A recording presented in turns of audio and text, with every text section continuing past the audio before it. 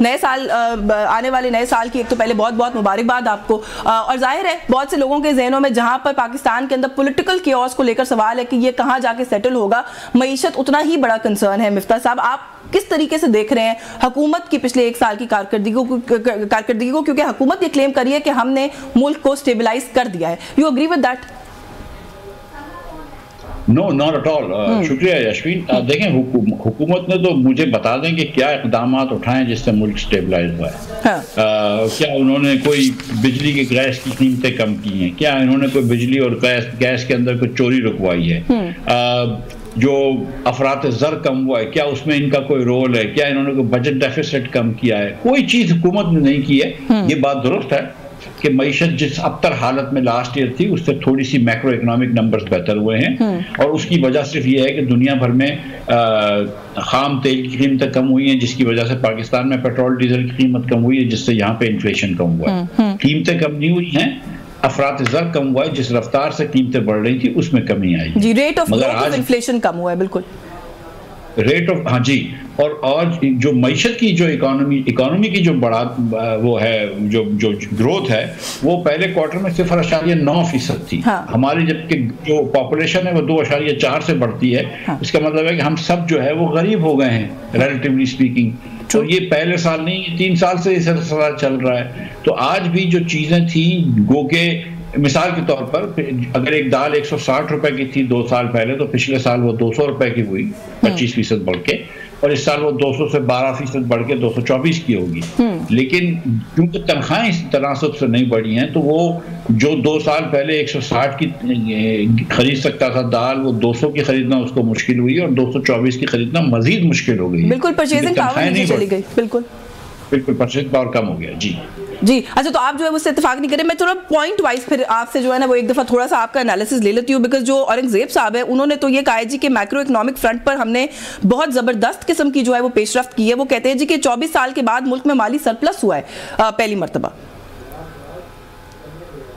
देखिए, क्वार्टर या half yearly surpluses होते रहते हैं, वो कोई बड़ी बात नहीं है। वो तो ये कि आपने कुछ आगे पीछे करें। आप देख लीजिएगा कि पूरे साल के अंदर जो है वो 8,000 अरब रुपए से ज्यादा जो है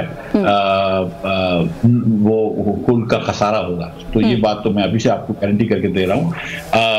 मैं ये पूछना चाह रहा हूँ कि क्या इन्होंने, देखें जितने वादे इन्होंने किए थे हुकूमत ने, IMF से भी किया और आवाम से भी किया। इन्होंने कहा था कि हम नेशनल फाइनेंस का पैक्ट बनाएंगे, वो नहीं बनाया। इन्होंने कहा था हम पेंशन रिफॉर्म्स करेंगे, वो नहीं किया।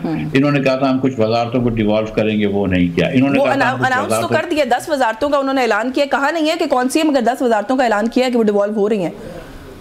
बिल्कुल ऐलान करा ना, जब होंगी तो पता चलेगी ना। वो होंगी तो नहीं। इन्होंने तो ऐलान किया था कि 1 जनवरी से एग्रीकल्चर टैक्स लगाएंगे, 1 जनवरी से नेशनल फाइनेंस टैक्स वो पैक्ट लगाएंगे, वो तो नहीं हुआ। ये बातें जरूर कर लेते हैं, और औरंगजेब साहब का तो आई थिंक दिल भी जो है वो सही जगह पे है। लेकिन सच्ची बात ये कि शहबाज शरीफ साहब जो है वो सिर्फ पिछले 8-9 महीनों में अपनी कुर्सी बचाने के अलावा इन्होंने कोई काम नहीं किया है। ये हम सबको पता है। मुझे एक काम बता दीजिए जो एक इस्लाहात कि कोई एक कैटेगरी के अंदर इस हुकूमत ने किया, ना ये निचकारी कर सके, ना बिजली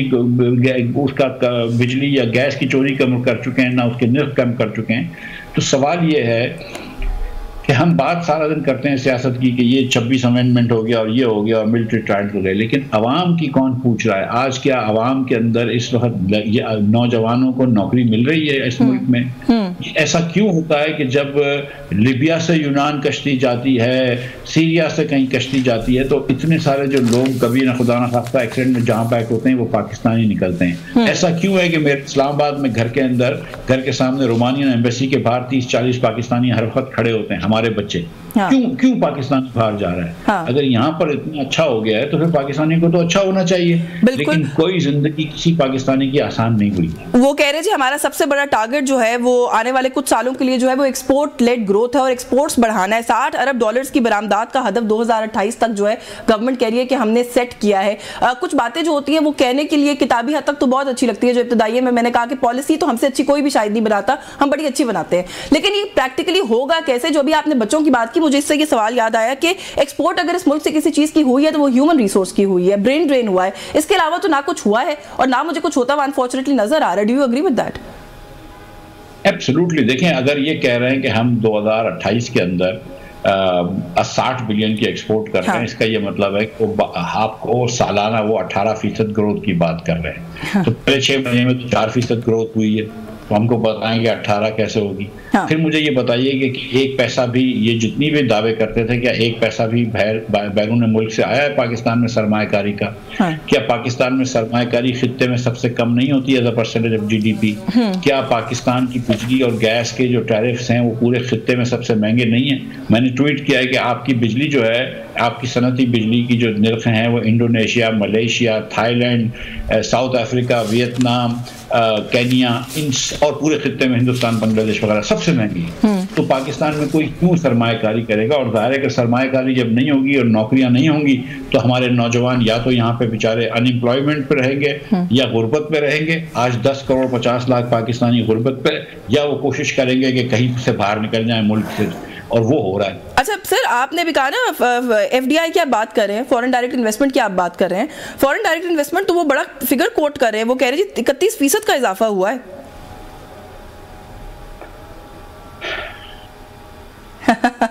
मेरा ख्याल है आपकी हंसी में जवाब समझ के आगे चल पड़ते हैं, लेकिन फिर भी आप थोड़ी वजाहत कर दें इसकी तो अच्छा हो जाएगा। देखिए गुजारिश ये है कि पाकिस्तान में पिछले 15 सालों से 2 से 3 बिलियन की एफडीआई आती है, और वही हर साल आती है। एफडीआई क्यों से आती है ये भी मैं आपको बता दूंगा, और क्यों आती है। देखिए, एक भी डॉलर पाकिस्तान में इन्वेस्टमेंट का नहीं आता जो पाकिस्तान से बना के कोई बरामदात कर रहा हो। यहाँ से बना के कोई जूते या कोई पतलून को एक्सपोर्ट करने के लिए नहीं लगाते, वो पाकिस्तानियों को चीजें बेचने के लिए यहाँ लगाते हैं। मिसाल के तौर पे जैज ने यहाँ पे पाकिस्तान गवर्नमेंट में $2 बिलियन देके लाइसेंस खरीद लिया, अब वो पाकिस्तानियों को चीजें बेच रहा है, फोन बेच रहा है। या किसी ने कोई एक फैक्ट्री लगा ली जिसके अंदर वो बना के चीजें, शैम्पू पाकिस्तानियों को बेच रहा है। तो एक डॉलर भी बाहर से हमको एक्सपोर्ट करने के लिए नहीं आता, इन पाकिस्तानियों को बेचने के लिए आता है, जिसकी मतलब ये है कि जितने डॉलर आएंगे उससे ज्यादा जाएंगे। मतलब आप बड़े खुश हुए कि जब सऊदी अरब से एक वो फ्राइड चिकन की कोई वो आ रही है, मुझे नाम याद नहीं आ रहा, एक फ्राइड चिकन की रेस्टोरेंट की चेन आ रही है, बड़ी अच्छी बात है भाई। तो लेकिन वो क्या बेसिकली हमें चिकन बना के यहाँ पे खिलाएंगे, और जो डॉलर होंगे वो जितने लगाए होंगे उससे ज्यादा लेकर जाएंगे। बिल्कुल, हमारा पैसा बाहर चले जाएंगे। एब्सोल्युटली। तो अच्छा, लेकिन ये जो बात आप कर रहे हैं ना सर, मेरा ख्याल है अदराक है गवर्नमेंट को इस बात का भी, क्योंकि औरंगजेब साहब ने गुड एफडीआई और बैड एफडीआई की बात की है, लेकिन जो ग्रोथ मेरा ख्याल है वो बता गए वो बैड एफडीआई की है बकौल उनके, क्योंकि उन्होंने खुद कैटेगराइज किया है। तो अभी तक कोई इस तरह की एफडीआई की ग्रोथ यानी कि टेक्निकल टर्म्स में कोई भी नहीं हो रही है। देखिए, गुजारिश ये है कि कोई फॉरेनर यहाँ पे पैसे लगा रहा है तो हमें खुशी होना चाहिए, लेकिन आपके पास जब कंडीशंस अच्छी हो जाएंगी तो खुद ब खुद वो गुड एफडीआई हो जाएगी। मैं आपसे एक आपको आसान तरीके से बता दूं कि जो एफडीआई खुद चल के आती है ना, वो गुड एफडीआई होती है। जो जाके हम मिलते तरले करके लेकर आते हैं ना कि शेख साहब आइए पैसे लगाइए, और वो शेख साहब आके फिर हमसे ये मराद लेते हैं, वो मराद लेते हैं, वो बैड एफडीआई होती है। बिल्कुल ठीक है। अच्छा सर, आप क्योंकि फाइनेंस मिनिस्टर रहे हैं, मुझे थोड़ा सा ये एक्सप्लेन करें। आई डू अंडरस्टैंड थोड़ी सी जो मईशत की छोटी मोटी समझ है मुझे कि आपको परसेंटेज के अंदर ग्रोथ, डिक्लाइन, ये चीज़ें बतानी पड़ती हैं, लेकिन गवर्नमेंट ये जो परसेंटेज का इस्तेमाल है ये इतना ज़्यादा अपने इंटरेस्ट में कैसे कर लेती है? और मैं जान के अमान मांग के ये बात भी कह रही हूँ कि ये इसहाक डार साहब का ट्राइड एंड टेस्टेड फॉर्मूला हमेशा रहा है, और मुझे उसी की झलक नजर आ रही है। गवर्नमेंट जिस तरह के अपने इस वक्त अचीवमेंट्स बता रही है उसके अंदर के, मिसाल के तौर पर रोटी अगर आज 100 रुपए की हो जाए और कल उस रोटी की कीमत को सस्ता करके हम 90 रुपए कर दे और हम कहें देखिए रोटी हमने 10% सस्ती कर दी है, ये तो ये फॉर्मूला नहीं है। आई मीन ये तो गवर्नमेंट एक बैड इकोनॉमी को खाली परसेंटेजेस के अंदर घुमा के लोगों को काइंड ऑफ मिसगाइड कर रही होती है। देखिए, मैं जब फाइनेंस मिनिस्टर था तो मुझसे 17-18 में तो लोग पूछना है कि सर जीडीपी ग्रोथ क्या दिखानी है वगैरह वगैरह, तो मैंने कहा यार जो नंबर है वो दे दो। देखिए, सच्ची बात ये है कि अगर हुकूमत आज कहती है कि फला इन्फ्लेशन है, फला अफरात-ए-ज़र है, फला महंगाई है, लोग, मैं और आप देख लेते हैं क्योंकि हम लोगों का ये काम है कि सियासत में या जर्नलिज्म में।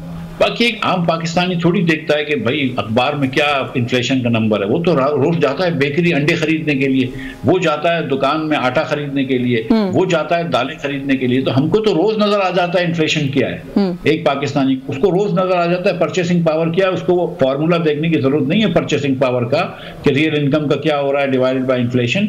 उसको तो ये पता है कि मेरी तनख्वाह में से इतने पैसे चले गए टैक्स के, मेरी तनख्वाह में से इतने पैसे चले गए बिजली के बिल के, मेरे पास अब बच्चे की फीस देने के पैसे नहीं है। तो आम पाकिस्तानी को ये पता है, और इसीलिए मैं आपसे गुजारिश कर रहा हूँ कि ये जो लड़ाई इस्लामाबाद में बार बार होती है कि हुकूमत किसकी हो, इमरान खान की हो या नवाज शरीफ की हो या आसिफ जरदारी की हो, और ये 30 साल से अल्हम्दुलिल्लाह हम तीनों चेहरे देख रहे हैं, बात जो है वो पाकिस्तानियों को इससे कोई अब गर्ज नहीं रही। पाकिस्तानी बोलता है भाई मुझे 3 वक्त की रोटी मिल जाए तो मेरे लिए काफ़ी है।